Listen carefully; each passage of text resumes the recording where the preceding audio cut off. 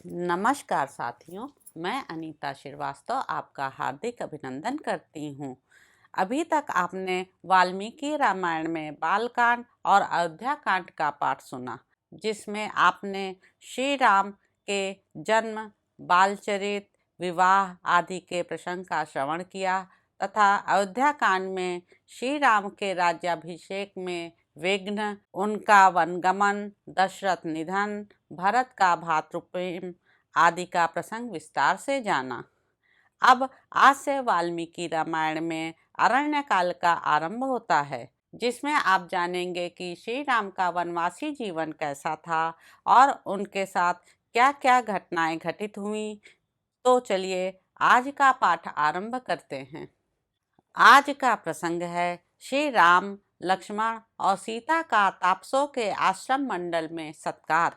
दंडकारण्य नामक महान वन में प्रवेश करके मन को वश में रखने वाले दुर्जय वीर श्री राम ने तपस्वी मुनियों के बहुत से आश्रम देखे। वहाँ कुश और वल्कल वस्त्र फैले हुए थे। वह आश्रम मंडल ऋषियों की ब्रह्म विद्या के अभ्यास से प्रकट हुए विलक्षण तेज से व्याप्त था। इसलिए आकाश में प्रकाशित होने वाले सुदर्श सूर्यमंडल की भांति वह भूतल पर उद्दीप्त हो रहा था।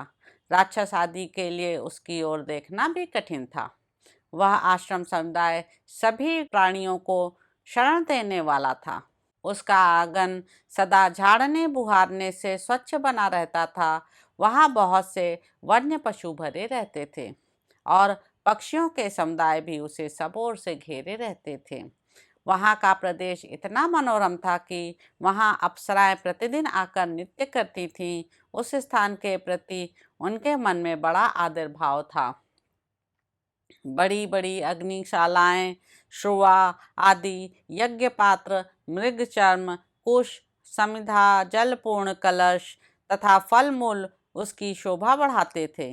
स्वादिष्ट फल देने वाले परम पवित्र तथा बड़े बड़े वन वृक्षों से वह आश्रम मंडल घिरा हुआ था। बलि, वैश्य देव और होम से पूजित वह पवित्र आश्रम समूह वेद मंत्रों के पाठ की ध्वनि से गूंजता रहता था। कमल पुष्पों से सुशोभित पुष्करणी उस स्थान की शोभा बढ़ाती थी तथा वहाँ और भी बहुत से फूल सब ओर बिखरे हुए थे। उन आश्रमों में चीर और काला मृगचम धारण करने वाले तथा फल मूल का आहार करके रहने वाले जितेंद्रिय एवं सूर्य और अग्नि के तुल्य तेजस्वी पुरातन मुनि निवास करते थे। नियमित आहार करने वाले पवित्र महर्षियों से सुशोभित वह आश्रम समूह ब्रह्मा जी के धाम की भांति तेजस्वी तथा वेद ध्वनि से निनादित था। अनेक महाभाग ब्रह्मवेत्ता ब्राह्मण उन आश्रमों की शोभा बढ़ाते थे। महातेजस्वी श्री राम ने उस आश्रम मंडल को देखकर अपने महान धनुष की प्रत्यंचा उतार दी। फिर वे आश्रम के भीतर गए। श्री राम तथा यशस्विनी सीता को देखकर वे दिव्य ज्ञान से संपन्न महर्षि बड़ी प्रसन्नता के साथ उनके पास गए। दृढ़तापूर्वक उत्तम व्रत का पालन करने वाले वे महर्षि उदय काल के चंद्रमा की भांति मनोहर धर्मात्मा श्री राम को, लक्ष्मण को और यशस्विनी विदेह राजकुमारी सीता को भी देखकर उन सब के लिए मंगलमय आशीर्वाद देने लगे। उन्होंने उन तीनों को आदरणीय अतिथि के रूप में ग्रहण किया। श्री राम के रूप, शरीर की गठन, कांति, सुकुमारता तथा सुंदर वेश को उन वनवासी मुनियों ने आश्चर्यचकित होकर देखा। वन में निवास करने वाले वे सभी मुनि श्री राम, लक्ष्मण और सीता तीनों को एकटक नेत्रों से देखने लगे। उनका स्वरूप उन्हें आश्चर्यमय प्रतीत होता था। समस्त प्राणियों के हित में तत्पर रहने वाले उन महाभाग महर्षियों ने वहां अपने प्रिय अतिथि इन भगवान श्री राम को पर्णशाला में ले जाकर ठहराया। अग्नितुल्य तेजस्वी और धर्मपरायण उन महाभाग मुनियों ने श्री राम को विधिवत सत्कार के साथ जल समर्पित किया। फिर बड़ी प्रसन्नता के साथ मंगल सूचक आशीर्वाद देते हुए उन महात्मा श्री राम को उन्होंने फल मूल और फूल आदि के साथ सारा आश्रम भी समर्पित कर दिया।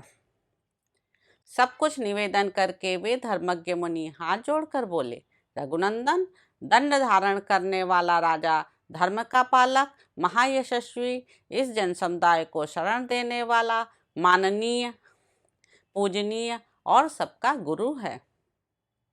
इस भूतल पर इंद्र का ही चौथा अंश होने के कारण वह प्रजा की रक्षा करता है, अतः राजा सबसे वंदित होता तथा उत्तम एवं रमणीय भोगों का उपभोग करता है।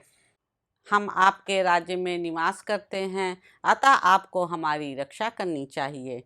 आप नगर में रहें या वन में, हम लोगों के राजा ही हैं। आप समस्त जन समुदाय के शासक एवं पालक हैं। राजन, हमने जीव मात्र को दंड देना छोड़ दिया है, क्रोध और इंद्रियों को जीत लिया है। अब तपस्या ही हमारा धन है। जैसे माता गर्भस्थ बालक की रक्षा करती है, उसी प्रकार आपको सदा सब तरह से हमारी रक्षा करनी चाहिए। ऐसा कहकर उन तपस्वी मुनियों ने वन में उत्पन्न होने वाले फल, मूल तथा अन्य अनेक प्रकार के आहारों से लक्ष्मण सहित भगवान श्री रामचंद्र जी का सत्कार किया।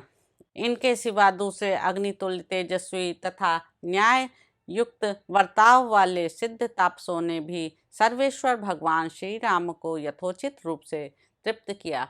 तो इस प्रकार साथियों, अरण्य कांड में निहित पहला सर्ग यहाँ पर समाप्त होता है। इसके अगले अंक में आप जानेंगे कि वन के भीतर श्री राम, लक्ष्मण और सीता पर विराध का आक्रमण।